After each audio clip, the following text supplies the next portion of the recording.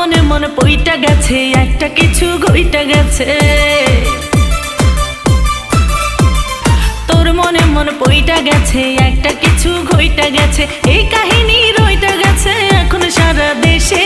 Viral হয়ে গেছি আমি তোরে ভালোবেসে, ভাইরাল হয়ে গেছি আমি তোরে ভালোবেসে, ভাইরাল হয়ে গেছি আমি তোরে ভালোবেসে রে, ভাইরাল হয়ে গেছি আমি তোরে ভালোবেসে।